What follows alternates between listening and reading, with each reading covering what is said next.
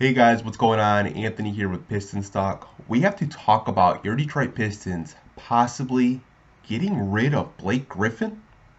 I'm going to talk about it with you guys in today's video. Let's get to it. So you guys are probably thinking to yourself, there's no way we can get out Blake Griffin's contract. We can't trade Blake Griffin. That contract is untradeable.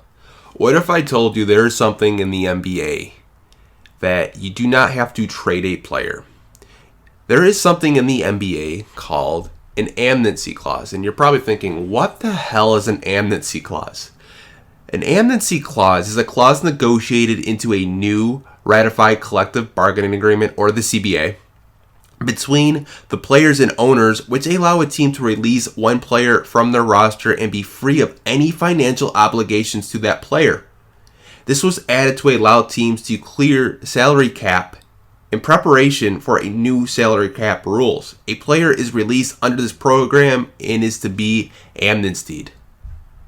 Now that you guys know what an amnesty provision is, we're going to be taking a look at Blake Griffin's contract. Now, Blake Griffin is owed $75 million over the next 2 seasons with your Detroit Pistons. He's owed $36 million in 2020-2021, and he's owed $38 million with a player option in 2021-2022. The Pistons are currently in a rebuilding phase. Blake is 31. Most of this team, they're in their 20s and they haven't even reached their prime yet.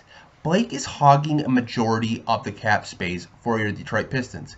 So if the Pistons want to consider using this amnesty provision, it completely gets wiped off the books. We don't have to worry about his contract anymore. It's not a Josh Smith situation where you have to stretch out his contract over, an X amount of time period until it is paid off.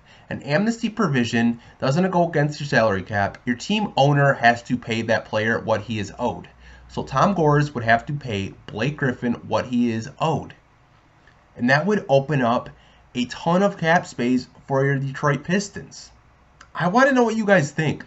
Should the Detroit Pistons consider using this amnesty provision to get Blake Griffin's contract off the books? Let's discuss it down in the comment section, and I will talk to you guys there.